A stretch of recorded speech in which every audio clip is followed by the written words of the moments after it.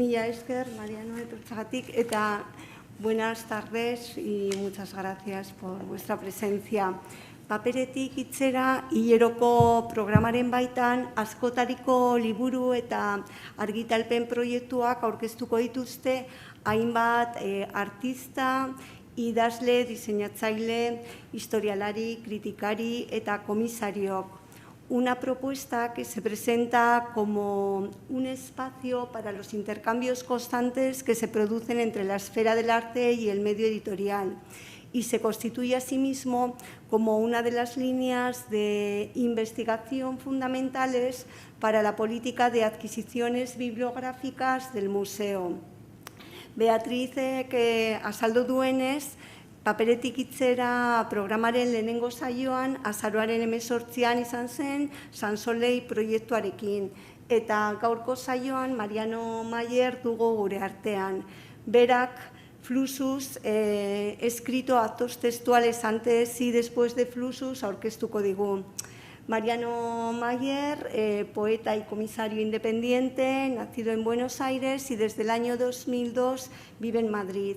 Entre sus últimos proyectos figuran Azucena Vieites, Playing Across Papers, en la Sala Alcalá 31 de Madrid en el año 2020 o Distancias Elásticas en el Centro Párraga de Murcia en el 2019.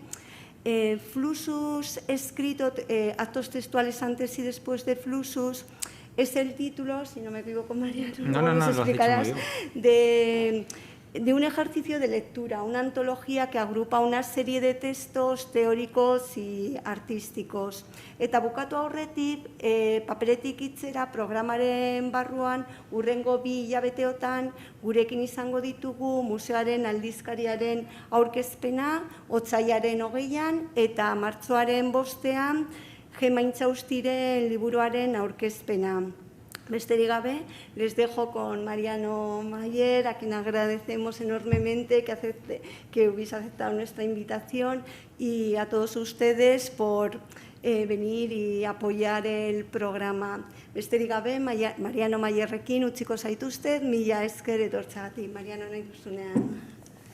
Muchas gracias, Elena, muchas gracias, Bea, muchas gracias a todos y todas por venir y porque podamos compartir esto, aunque sea con mascarilla, pero con cuerpo igual, y que es muy importante, como dijo Bea, que podamos estar. Bueno, estoy súper feliz de poder estar aquí, porque como comentamos, esto empezó hace mucho, el libro empezó hace mucho, las presentaciones del libro también, y las actividades en relación a él también, y bueno, era importante que pudiera también llegar aquí, y por eso, bueno, desde el museo surgió la posibilidad de hacerlo, pero no pudimos por lo que todos ya sabemos, pero bueno, hoy ya estamos y es un placer enorme poder finalmente hacerlo.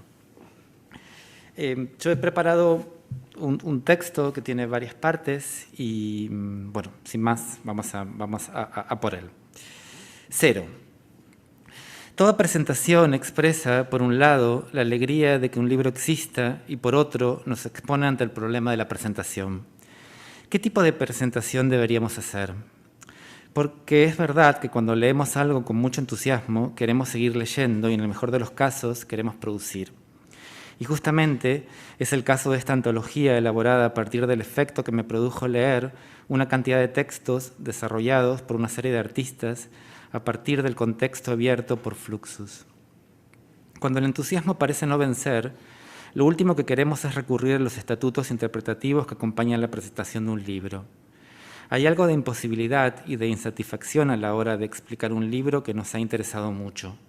Y aunque quede medio raro decirlo así, es lo que ha pasado con este libro. Cuando leemos cosas que nos movilizan, el primer impulso es habitar ese efecto y el segundo, compartirlo. Y por eso estamos aquí, para hacer público nuestro corazón de fan. Y también para establecer una continuidad entre forma y contenido. Por ello, la sustancia de esta presentación es la misma de la que está hecho Fluxus escrito. Textos y palabras, o mejor dicho, textos cuya lectura es una obra y no un elemento de conversión. Por el mismo motivo, esta presentación es la voluntad de hacer público el entusiasmo hacia escrituras producidas entre disciplinas. 1. Las invitaciones emitidas bajo el contexto Fluxus son antes que una proposición, una carta blanca, en la que es posible no hacer nada o, en su defecto, seguir al pie de la letra lo que la introducción propone. Eso hizo La Monte Jan con una de las conferencias partituras publicadas en An Anthology 1963. Allí figura Composición 1960, en la que Jan nos propone: dibuja una línea recta y síguela. Al dar vuelta a la página, en el dorso de un sobre descubrimos Composición 1960 y en su interior una pequeña cartulina con una línea recta dibujada. Este ejercicio semi-tautológico es presentado por La Monte Jan como una obra para ser ejecutada sin instrucciones. El proyecto de publicación An Anthology logró reunir en un mismo objeto muchas de las composiciones interdisciplinarias producidas entre finales de 1950 y principios de 1960 que circulaban en la ciudad de Nueva York. El libro puede ser visto como un momento de exploración de esa constelación de prácticas experimentales donde no se privilegia un modo de hacer sobre otro. Entre 1961 y 1962, La Monte Jan, con la ayuda del poeta y artista Jackson McLough, inició una serie de invitaciones formales a través de cartas con los futuros colaboradores del libro, con la intención de recopilar el material para esta colección de operaciones azarosas. El libro se publicó en 1963 y fue diseñado por George Maciunas, quien desde hacía tiempo proyectaba desde distintos números trimestrales de una revista sobre música electrónica, anarquismo, cine experimental, nihilismo y poesía sonora, con piezas y ensayos no solo provenientes de Estados Unidos, sino también de Europa y Japón. Hay personas cuyo afán no es tanto el de idear obras como el de generar las estructuras de producción para que éstas existan. George Maciunas fue una de ellas. Ocupó el papel de promotor, editor y mediador de Fluxus, y más allá del siempre ficcional relato iniciático, cabe afirmar que la Asociación de Artistas Experimentales a escala mundial no hubiera existido sin su hacer entusiasta y desenfrenado. La rumorología historicista y los distintos testimonios son divergentes en relación a la implementación de la palabra Fluxus. Sin embargo, todos otorgan a Maciunas la invención de su nombre. Al margen de su designación, el conjunto de acepciones de cambio, fluidez o purga que ofrece la palabra se convirtió en el propulsor de ideas de una corriente internacional, aliada en rechazar el virtuosismo estético e interesada en no encontrar moldes fijos en los que volcar su interés por el arte de acción, la música, la poesía, el cine, la arquitectura y el diseño gráfico. La estructura imprecisa y contestataria de Fluxus se conformó sin una identidad de grupo homogéneo. En contra de los movimientos, un texto publicado en 1967, Dith Higgins se dedica a desglosar la escasa potencialidad que implica aproximarse al arte producido a partir de 1960 desde la noción de movimiento artístico. En sus términos, las clasificaciones generales de un movimiento solo hacen referencia al formato e impiden descubrir la diversidad de posiciones que un conjunto de artistas pertenecientes a mundos diferenciados es capaz de desarrollar. Si Edison se hubiera referido a sí mismo como un miembro del movimiento de la bombilla eléctrica, pregunta Higgins, ¿nos hubiera dado el fonógrafo también? 2. El impulso por demoler la tradición y en especial la transferencia del linaje estético-cultural se producía en proposiciones artísticas y no en manifiestos. Los nombres vinculados a Fluxus y a sus distintos derroteros no se interesaban por hacer encajar las cosas. Hacia los primeros años de la década de 1960, expresar una posición opositoria al canon occidental tenía que ver con sostener un principio diletante.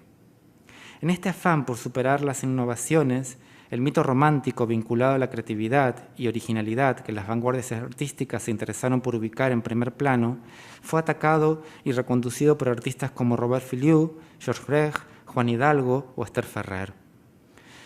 Por este motivo, la propia artista explica que para hacer acciones no necesitas más que la voluntad de hacerlas. A partir de ahí te lo inventas todo, la técnica, la definición, la teoría, si la necesitas. Es el arte más democrático que existe. El desarrollo de esta suma de voluntades individuales escapa de toda tentativa de categorización. Sin embargo, su voluntad por establecer una práctica artística entre disciplinas permitió alojar en las propias obras el vocabulario necesario para cuestionar el lugar del artista y la institucionalización de su hacer. Por ello, sus atenciones se dirigen antes a la vida que al arte. Esta sería una de las formas de su iconoclastia. Ben Bautier lo explica mucho mejor. Es una interpretación de la realidad a través de la realidad. Esta reivindicación de lo concreto es lo que ha permitido transformar el campo de acción e instaurar otros modos de habitar una experiencia. Painting and Drawings, de 1961, la primera exposición individual de Yoko Ono en Nueva York y la última celebrada en Age Gallery, tuvo un efecto especial. Cuando Masiunas invitó a Ono, le indicó que la exposición solo podía suceder durante el día porque les habían cortado el suministro eléctrico. Esta contingencia amplió el campo de observación y convirtió cada lienzo en un soporte de las variaciones de luz y sombra proyectadas desde el exterior. Pero no fue el único cambio que las obras experimentaron. Cada una de las pinturas estaba acompañada de un texto que explicaba su función y podía ser completada por quienes visitaran la exposición. Los textos escritos por Toshi Ishinagi, apellido de Ono, quien en un principio se ocupó de narrar a los visitantes los procesos, inducían una acción, pintura para ser pisada o pintura para ser prendida a fuego. Este tipo de partituras textuales, practicadas inicialmente por artistas como John Cage o George Brecht y continuadas por Esther Ferrer, Simone Forti, Ben o Mieko Shiomi, convirtió el texto en una estructura material. La presencia del lenguaje oral y escrito en las prácticas de artistas vinculados a Fluxus y el resto de poéticas conceptuales que se empiezan a dar en mayor número a partir de la década de 1960, explora la dimensión performativa del lenguaje.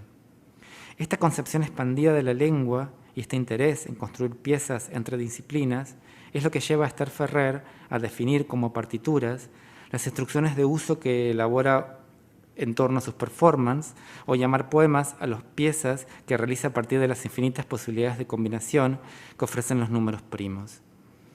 Todas estas piezas de verbalidad aparentemente reducida, unas sílabas, unos sustantivos, unos numerales, señala María Salgado, en verdad amplían la lengua a un rango de ritmos, tonos, gestos y acentos que desborda el estrecho canal de sentido entre cuyas paredes constreñimos y atenuamos nuestra experiencia del lenguaje. Desplazar la autoridad de los textos parecen enunciar a quien lee, a quien oye, a quien mira, a obtener una experiencia siempre incompleta. Estas obras nos ayudan a comprender las fisuras que porta todo intento de comunicación, pero a su vez, esta serie de artistas se relaciona de múltiples maneras con el lenguaje.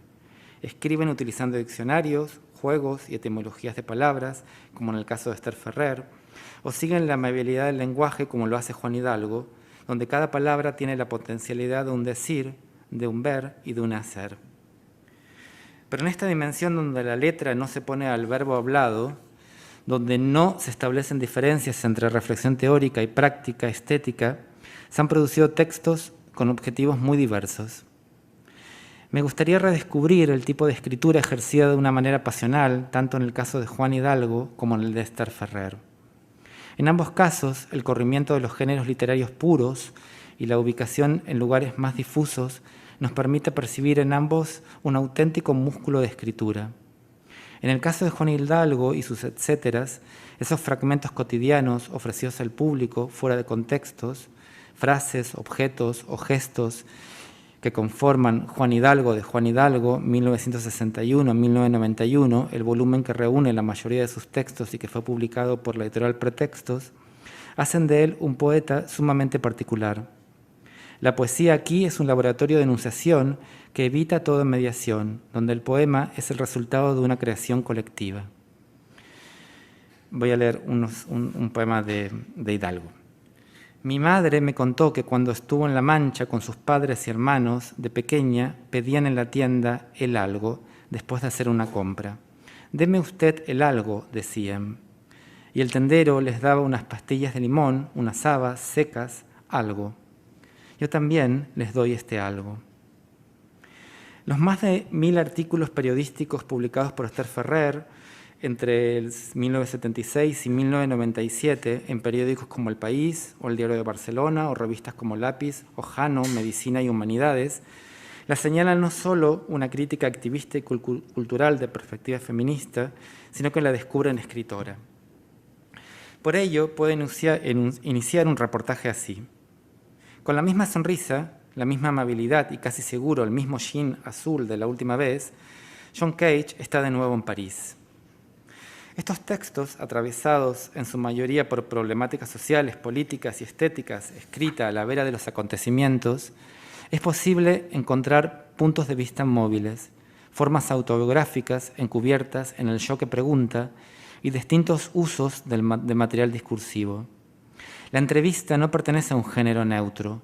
Por ello, Esther Ferrer lo trata como un material de intervención crítica y metodológica, ese significante disponible que Derrida buscaba en la lengua. 3. El hecho de diseñar licencias, relatos, instrucciones o partituras para realizar obras permitió descubrir la diferencia entre un modo de hacer y las posibilidades de percibir los acontecimientos cotidianos desde otra perspectiva. En Evento de 3 lámparas, George Brecht propone encender y apagar una lámpara. En este happening miniatura, como Did Higgins denominaba las obras producidas por Brecht, la expansión dentro del territorio de las cosas resulta tan simple como difícil de medir. Cada vez que encendemos y apagamos una luz, ¿estamos ejecutando una pieza de Brecht? ¿Hacerlo nos convierte en coautoras? Los artistas de Fluxus dan voz y palabra a sus propósitos artísticos y al hacerlo logran transmitir la sensación de no experimentar una pérdida en su traspase. Y en el caso de perderse, su transformación va a ser parte del proceso. Tengo que decir, señala Esther Ferrer, en la conversación mantenida para Fluxus Escrito, que cuando pienso una acción, hago lo que llamo partituras, que corresponden a la acción a realizar, en las que añado siempre todas las versiones son válidas, incluida esta, porque lo pienso así y también porque puedo cambiarla yo misma. La variación y el cambio es una de las constantes del artista. Por eso hay versiones de sus acciones que no solo responden a las características arquitectónicas donde son realizadas o de las transformaciones y capacidades físicas de la propia artista, sino que muchas de estas acciones son delegadas y quienes las realicen pueden aplicar todo tipo de variaciones. Yoko Ono, luego de decidir instruccionalizar sus pinturas, pensó algo similar y decidió que alguna de sus piezas musicales debería ser propagadas de boca en boca. Este método es esencial. Cuando se disemina por la palabra, también es parte de la pieza. Explica en la correspondencia generada con motivo de la preparación de su libro Pomelo de 1964. Descubrir estas obras implica establecer contacto con aquellas personas que saben de su existencia y a quienes fueron dedicadas. Pero como señala Yoko, la información será pura rumorología, dado que a veces se les avisó, pero a veces no. Alrededor del afán por conducir las capacidades humanas hacia la construcción de técnicas de sociabilidad es donde se ubican muchas de las piezas producidas durante los primeros años de 1960. Henry Flint es más preciso. La verdadera pieza es la comunidad artística, que es la que la comunidad artística hizo a partir de la cristalización de la pieza verbal como escuela. En la belleza de las imágenes que el mundo moderno producía, Alan Caprow encontró el camino hacia la ampliación de las categorías estéticas, porque las distintas situaciones que ofrece un aeropuerto, un supermercado, un edificio y, por extensión, el mundo entero, se convirtieron tanto en los escenarios como en los materiales donde el arte acontecía. Por ello aconsejaba entrar en la vida como nunca antes, mostrar a otros cómo hacerlo. Fueron muchos los artistas para quienes tales proposiciones resultaron virales, al punto que la totalidad del mundo se convirtió en una exposición. A partir de este desplazamiento, objetos artísticos y participantes empezaron a ocupar el mismo espacio de reflexión. Rechazar la autosuficiencia de las obras dio paso a todo tipo de interacciones, dado que, como apunta Robert Morris, el objeto es solo un elemento más en los términos de la estética reciente. Permitir descubrir sin preámbulos la función abierta de la obra artística va a ser una de las aportaciones centrales del período que nos enseñó a poetizar la vida ordinaria y a descubrir otros soportes capaces de adecuarse mejor al mundo de los usos y las formas. A través de la permeabilidad de tales asignaciones va a ser posible llamar libro a una lata, poema a una serie de números primos, danza a distintas restricciones de movimiento o pieza musical a una secuencia temporal no necesariamente sonora. Para la mayoría de estos artistas, la anulación de recursos manieristas, ejercida unos años antes por John Cage, y la suspensión de las jerarquías del estatuto musical, va a conformar algo así como un episodio iniciático. El estímulo que implicó la propuesta de Cage de utilizar sonidos existentes para hacer música y abandonar la instrumentalización no tardó en materializarse. El hecho de equiparar el trabajo artístico con el inicio de un juego sin final resultó dinamizador para un grupo de artistas interesados en ampliar los aspectos vinculados con la acción y la teatralización de la música. La imprecisión del resultado, cuya única garantía era su variable, ofrecía las herramientas necesarias para ubicar el arte en cualquier contexto, menos en el diseñado para su exhibición.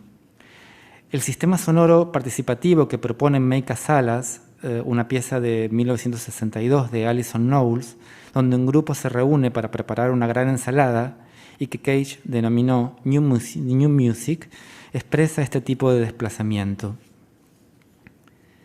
5.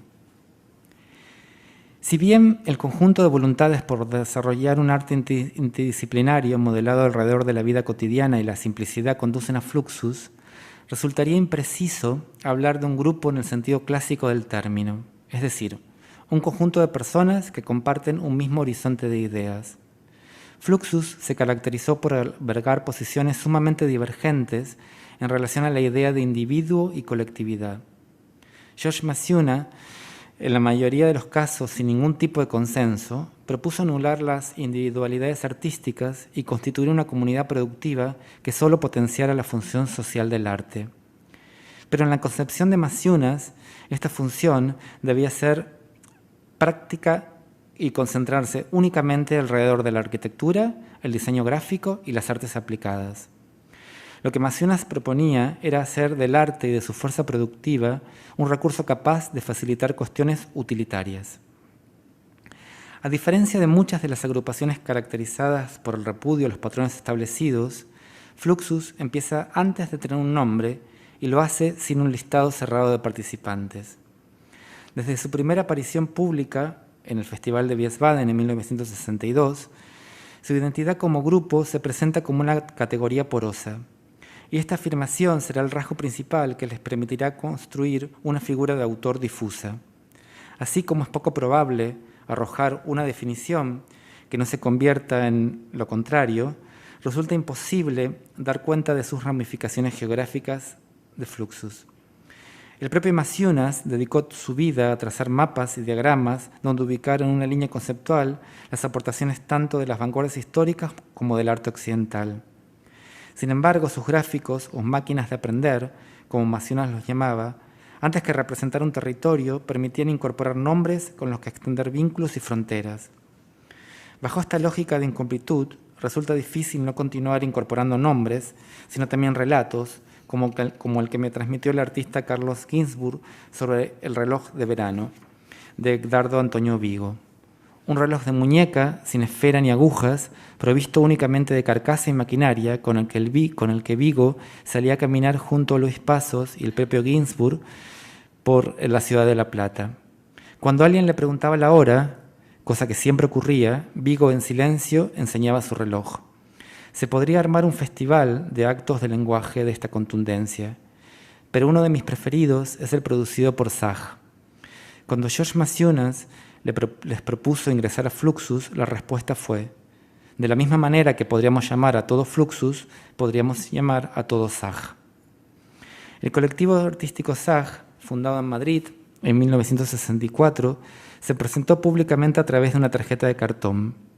Juan Hidalgo y Walter Marchetti y Ramón Barce proponían trasladar a pie 3 muebles de madera de chopo el jueves 19 de noviembre de 1964 entre las 9:33 y las 10:58 de la mañana, desde la calle Batalla del Salado hasta la avenida Séneca. Este evento sin espectadores, cuando enviaron la invitación, la acción ya había ocurrido, señaló la radicalidad silenciosa que iba a caracterizar su práctica. Durante sus primeros años, Sach permaneció al margen del circuito artístico tradicional, actuando en plazas, colegios mayores, trenes, facultades o teatros. Al igual que Fluxus, las propuestas de Zag, organizadas alrededor de los procesos de creación y la música, desmantelaron los límites entre disciplinas. Integrado por artistas, músicos y poetas como Tomás Marco, José Luis Castellejo, Manolo Millares o Manuel Cortés, las actuaciones y los distintos trabajos en papel de Zag acentuaron la materialidad de la palabra y la dimensión performativa del texto.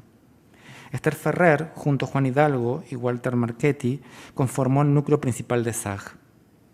Caracterizados por su tono lúdico y su recurso a la paradoja, alternaron las reglas de juego artístico implementando una sobriedad radical, generando un estado de conciencia activa, y lo hicieron a través de postulados como estos. ¿Qué es Zag? Zag es Zag porque Zag es no Zag. O Zag es como un bar, la gente entra, sale, se toma una copa y deja una propina. Esta voluntad por componer un ensayo colectivo no tenía tanto que ver con fundar un grupo, sino con descubrir otras maneras de hacer las cosas. El carácter lúdico, donde los hechos están unidos a las palabras, es una de esas maneras. El gag, para Fluxus, no es un oficio privado, tampoco un modo de expresión artístico. Es el vocabulario que permite licuar la distancia entre el arte y el juego, pero también de recolocarlo en el plano cotidiano y extraerlo de la cultura seria a la que el arte había ingresado. A través del humor es posible invitar al público a ver sin distanciamientos. Los puzzles, cajas y juegos de cartas conforman tanto un procedimiento arreglado como una zona de alteración. Cada una de las estructuras lúdicas, ideada por estos artistas, ofrecen pautas para garantizar actos irrepetibles.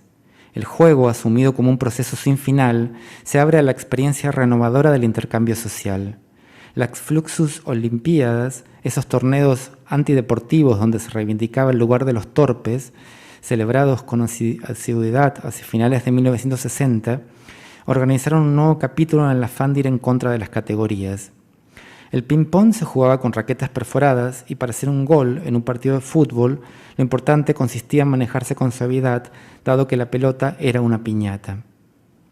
El poema de Ray Johnson y el coreógrafo James Waring para An Anthology, compuesto por líneas sucesivas de ja-ja, tecleadas en una máquina de escribir y la misma cantidad de escritas a mano, descubre el interés en el uso lúdico del lenguaje.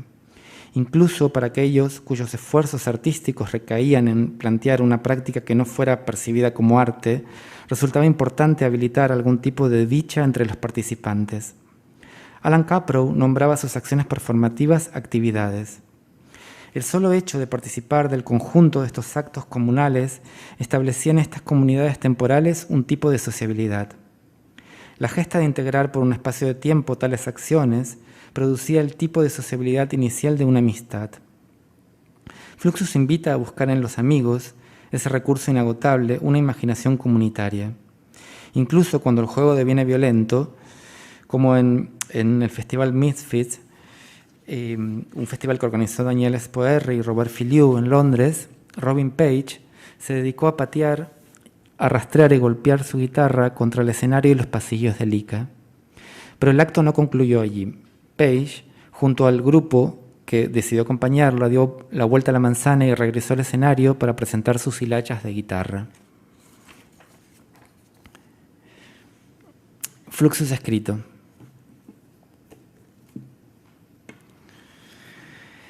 Es el título de un ejercicio de lectura, una antología que agrupa una serie de textos teóricos y artísticos. El libro incluye, junto a textos escritos por artistas muy reconocidos del antimovimiento, trabajos de artistas que se vincularon de distintas maneras, reaccionando con textos a partir de ciertas obras, desarrollando piezas en paralelo o participando de algunas de sus publicaciones.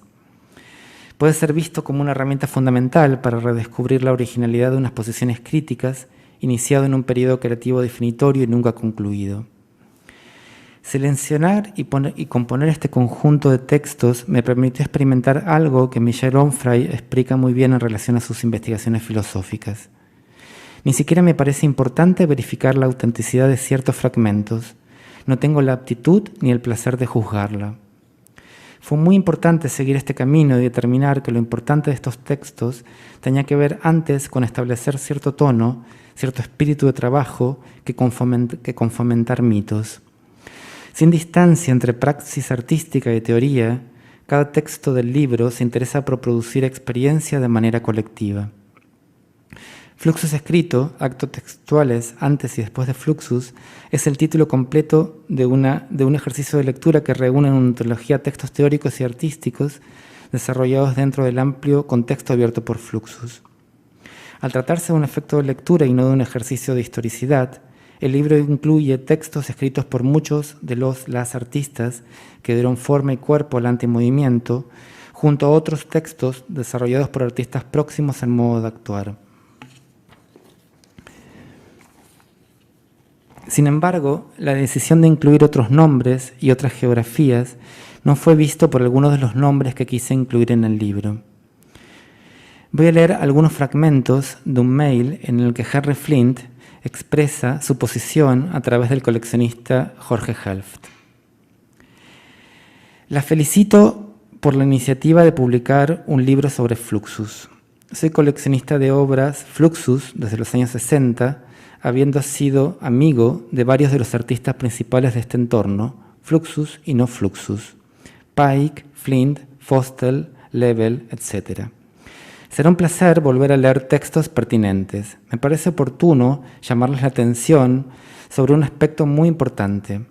Una cosa bien determinada e inamovible es lo que fue Fluxus. Otra, mucho más elástica y variable, es lo que se produjo como obras vecinas al concepto de Fluxus. Podríamos decir que es un tema algo parecido a lo que es cabalmente parte del movimiento surrealista, y lo que hoy se califica como surrealista, que en realidad no tiene nada que ver con el movimiento original. Con vuestra enumeración, ignoro si es un borrador o yo algo determinado, mezclan artistas Fluxus con un montón de artistas que no tuvieron nada que ver con este grupo. Algunos artistas ya me han contactado quejándose de lo que parece ser una magnífica iniciativa tiene el riesgo de transformarse en una lectura histórica lejos de la realidad. Es por esto que me permito escribirles. Henry Flint sigue siendo activo, conoce a fondo los inicios, los alcances y las limitaciones de Fluxus y está furioso con el material que le mandaron sobre vuestro proyecto, calificándolo de insultante para la historia. La conferencia de la Montellán fue realizada 2 años antes del nacimiento de Fluxus, por lo tanto, jamás podrá ser Fluxus. Desde mi punto de vista, varios errores son graves porque distorsionan lo que es Fluxus, lo que fue, lo que sus fundadores quisieran que sea. Cordialmente, Jorge Helft. El mail, luego de molestarme, me permitió detectar con más detalle los encapsulamientos formales e históricos que son necesarios traspasar a la hora de iniciar una investigación artística vinculada a la neovanguardia. Y a la vez, las palabras del señor Helft me permitieron incorporar el subtítulo que en un principio el libro no tenía y enunciar las derivas vinculantes desde la portada. Mi propósito no era necesariamente señalar coincidencias o antelaciones, sino expresar la porosidad de un fenómeno nacido sin título. En este sentido, me interesó especialmente incluir algunos nombres vinculados al arte de vanguardia de la década de 1960, desarrollados en la ciudad de Buenos Aires y en sus alrededores, que prestaron especial atención a la comunicación como sistema. Siendo un foco de producción tanto el Instituto Di Tella, que se desarrolló entre 1958 y 1970, como la ciudad de La Plata, ubicada a 60 kilómetros de Buenos Aires, hacia la década de 1960, la vanguardia argentina desarrolló un género artístico llamado experiencia y otro identificado como arte de los medios de comunicación, activado este último principalmente por Eduardo Costa, Raúl Escare y Roberto Jacobi. El grupo se proponía producir acontecimientos dentro del circuito de los medios masivos de comunicación, sin otra materialidad que la de la transmisión mediática. Con estas ideas diseñaron el ante-happening, que consistía en la construcción de una noticia inexistente, un happening, a través de la puesta en marcha de un rumor, pero también de gacetillas, fotografías y de los comentarios de personajes mediáticos. La noticia del supuesto happening obtuvo una importante presencia en distintos medios impresos y radiofónicos. Cuando el rumor equiparó la realidad del supuesto evento, los artistas se encargaron de desmentirlo. El objetivo no era otro que señalar la capacidad de los medios de comunicación de fabricar acontecimientos. Se cuenta que el grupo surgió el mismo día que los artistas asistieron a una clase de Oscar Mazota, uno de los principales impulsores de la expansión de obra y de fomentar prácticas artísticas y teóricas capaces de transformar la conducta del público espectador y de desbordar los lenguajes artísticos. El uso de las palabras como materialidad y de los medios de difusión como soporte por parte de los artistas argentinos es algo que podemos rastrear en muchas obras producidas en este contexto.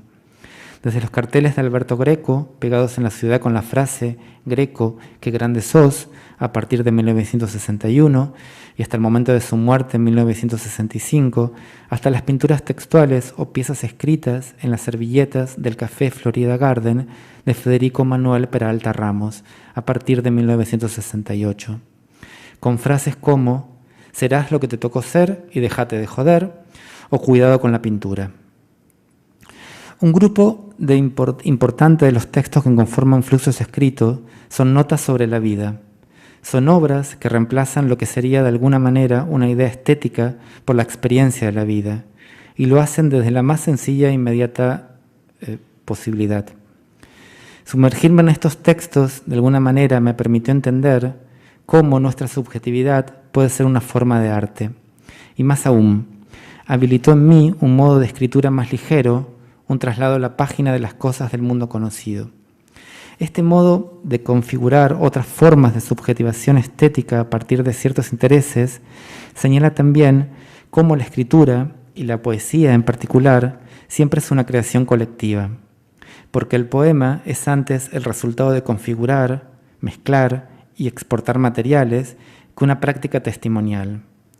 Como dice Ezequiel Seidenberg en una entrevista que leí ayer, mi gusto está mucho más cerca de la poesía como artesanía que como expresión. Para finalizar, me gustaría que leyéramos algunos de los poemas que empecé a escribir a raíz de la experiencia Fluxus Escrito.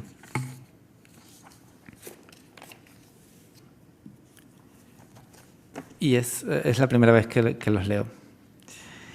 Tiene un pequeño epígrafe de una poeta americana que se llama Mary Jo Bank, que dice: «También deberías saber que me comunico mostrando cómo un objeto actúa sobre mí». Juan Hidalgo hizo una foto de sus medias y la llamó unos calcetines más. También un etcétera que dice un chaleco igual pullover.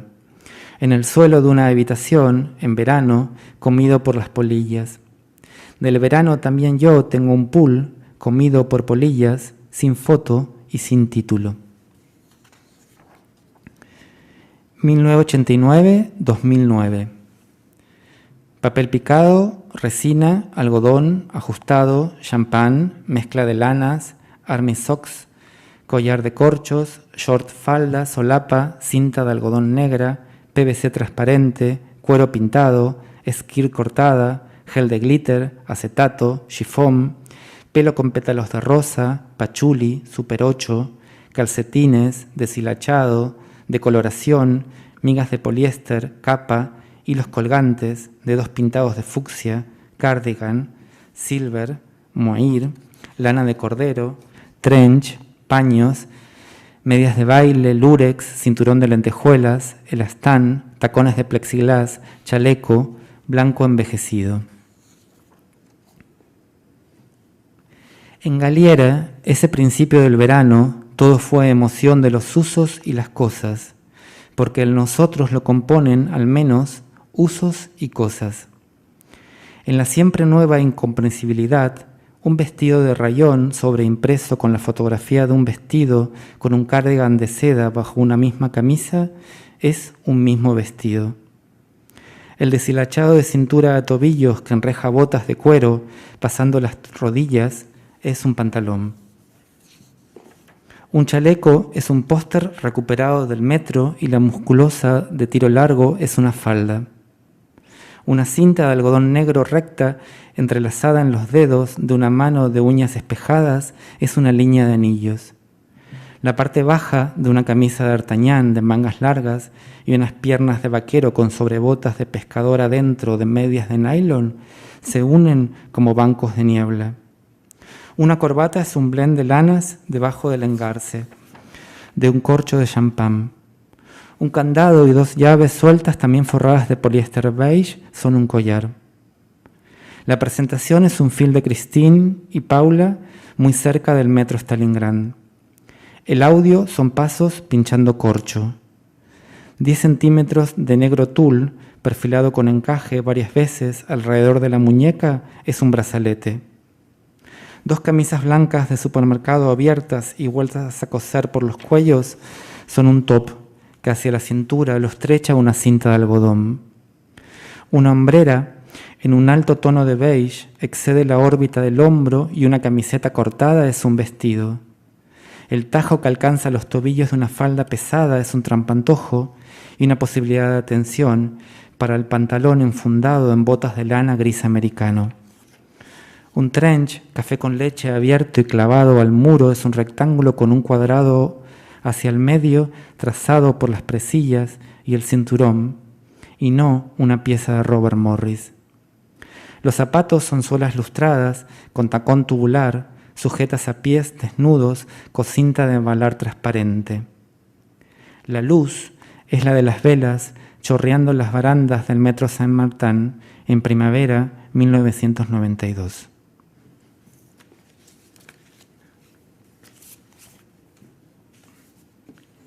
Me apetecía mucho probar qué pasaba primero de terminar una charla, bueno, un texto con poema y también de poder traer un poco de una manera concreta el efecto de todo este trabajo y de estos textos, ¿no? que algo que me habilitaran una forma de hacer.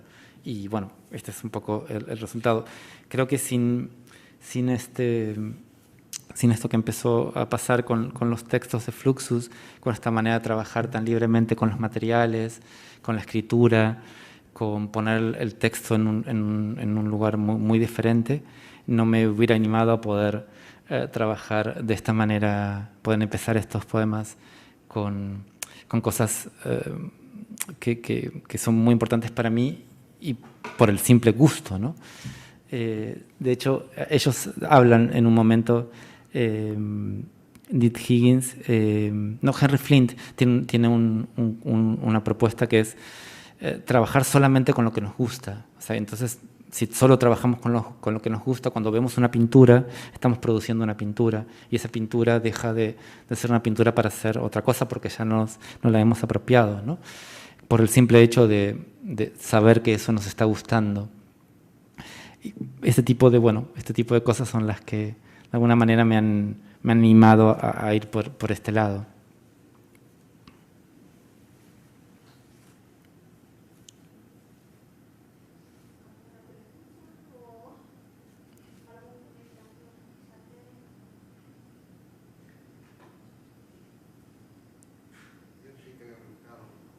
Claro, pregunta.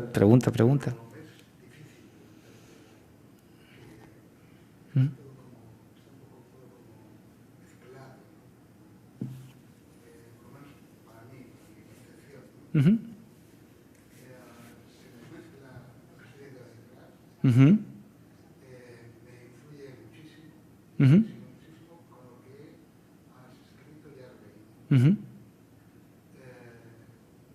Según estás hablando, me planteo qué importancia tiene el texto para ti, Uh-huh. en el plano y el lugar que colocas cada una de las cuestiones. Uh-huh. Me pregunto si está aquí escrito en castellano o en otra lengua. Uh-huh. Me pregunto si cuando escojas la lengua, que no sé cuál es, a lo mejor tiene un carácter asémico y otro inconsciente. Me pregunto si tienes un rechazo al conjunto de las lenguas y de los lenguajes o no. O sencillamente, ya termino la entrevista, o sencillamente haces porque te gusta hacer lo que has dicho en el último momento. Te lo podía preguntar de otra manera, ¿no? Pero me parece así sencilla. no entendí ni nada de las preguntas, pero podemos generar una charla igual. Puedo contar lo que estamos viendo atrás. Lo que estamos viendo son diseños de George Maciunas, que ha diseñado estas grillas con los nombres de muchos de los artistas que han pasado por Fluxus, o sea, no todos, pero muchos. La tipografía es de él y el diseño es de él, y son elementos que permanentemente han utilizado tanto para las publicaciones que han hecho, para las revistas y para los festivales o para la comunicación, las tarjetas. Bueno, es traer un poco el mundo visual y gráfico a la charla. Ese es el objetivo de lo que está atrás. Son muchas cosas, son muchos nombres, ¿no? Cada nombre es un mundo de cosas diferente.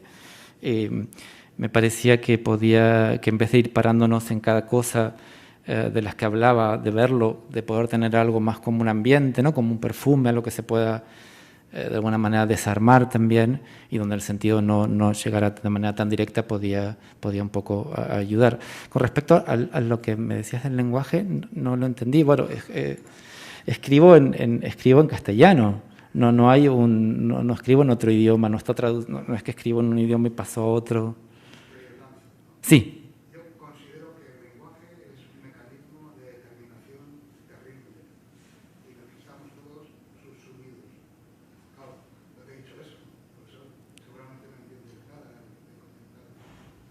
Entonces, por esa razón te preguntaba, he estado intentando ver qué poesías tenías tú, porque he leído que eras poeta, que hacías poesía, no sé si eres poeta, pero hacías poesía. Y no las he encontrado. He encontrado libros, conferencias, no sé qué, tal. No he tenido la suerte de verlo. Por lo tanto, no sabía muy bien exactamente si estabas haciendo una apropiación, no, si era tuyo, si entiendes lo que... Ya. Sí, no es una apropiación, claro. No. Pero, por ejemplo, mira, Sí. mira para atrás. Sí, lo veo aquí.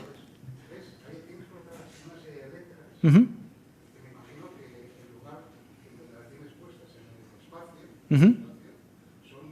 tienen una importancia grande, ¿no? Porque en ese caso lo que estoy haciendo es coger el signo, un signo lingüístico, y colocarlo como objeto en el plano, ¿no? Uh-huh. Por lo tanto, nos vamos a lo plástico. Uh-huh.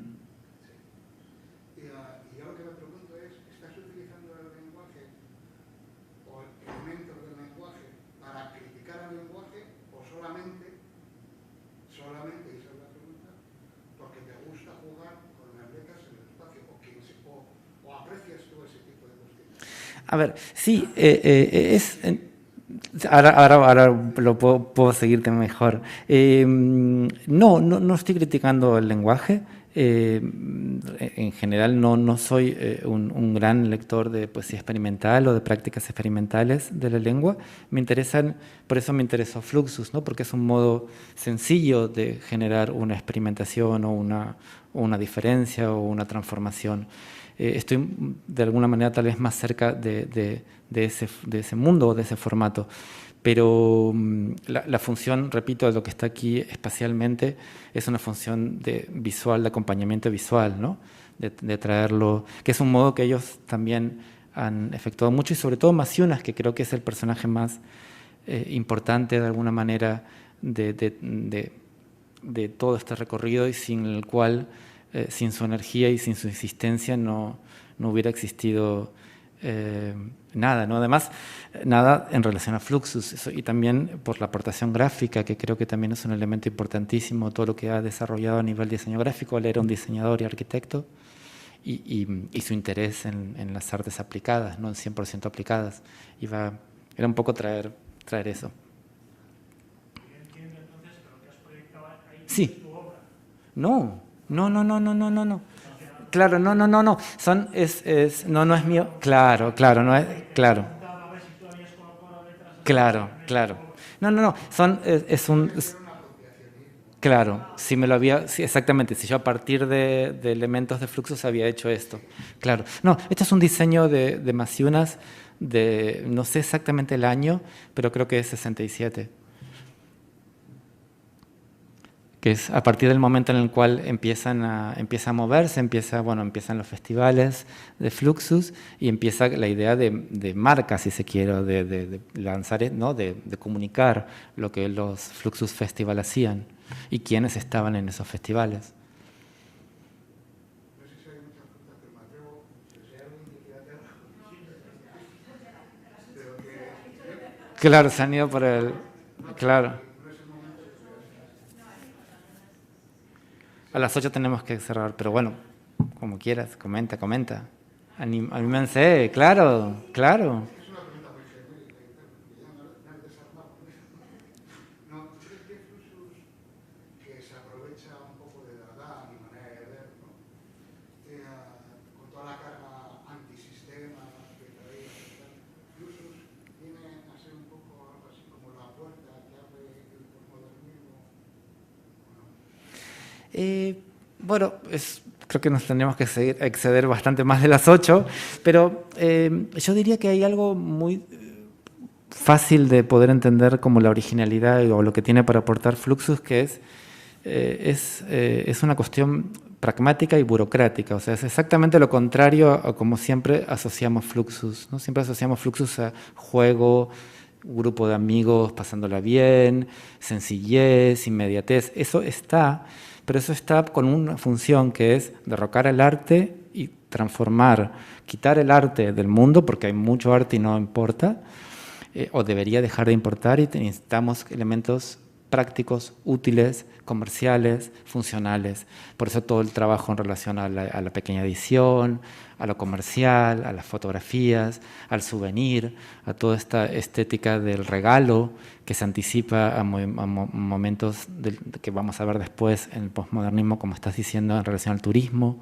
Ellos lo empiezan a hacer Masiunas antes, pero sí creo que es notablemente el último momento donde, por un lado, la pulsión revolucionaria y la pulsión de orden se juntan, y tendría que ver algo de lo posmoderno, sin duda, porque es absolutamente paradójico el planteo.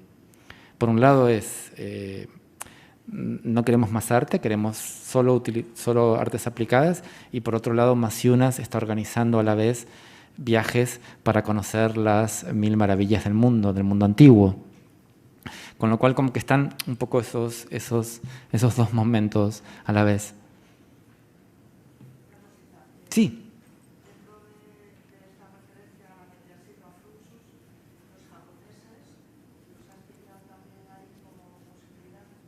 Bueno, están bien, sí, exactamente, están ahí, claro, exactamente, coinciden, de hecho, Masiunas es el encargado de que toda esta gente ingrese a Occidente, les consigue visados, les da casa. Mieko Uyomi no hubiera hecho nada en Nueva York sin Masiunas, ¿no? Él ya tenía conocimiento de lo que estaba pasando, ya se habían estado escribiendo, se habían conocido en algún contexto de escuela sobre todo, y a partir de ahí empieza la vinculación, pero sí, ellos están, sobre todo la parte que viene a la ciudad de Nueva York, y luego la parte que a partir de ese conocimiento entre los que están, los otros, el resto de personas que están produciendo en Japón, claro. Pero sí, es muy importante. De hecho, va a haber focos por todos lados. A partir de... O sea, Masiunas tenía muchísima energía expansiva y su único objetivo era armar una comunidad. Entonces, él permanentemente está planteando como diseminar esta idea por el mundo. Entonces, hay en Oriente, hay en el este europeo, hay focos en Latinoamérica, hay como una intención permanente de expandir y de constituir una comunidad, que es lo que toda su vida él se propuso. Algo que a mi modo de ver, nunca los artistas que lo acompañaban no estaban tan de acuerdo, en todo caso no creían la forma comunitaria de esa manera. Por eso es tan interesante volver a releer estas cuestiones, porque hay muchísimos elementos que de alguna manera sí surgen por primera vez o se anticipan a cosas que vamos a poder ver con mucha más claridad después, en relación a las comunas libres, las comunas feministas, las comunas hippies, cómo esta idea de defender lo individual dentro de lo colectivo empieza a tomar una forma muy radicalizada y muy pragmática en este momento, sin como una cuestión absolutamente intuitiva e informativa, ¿no?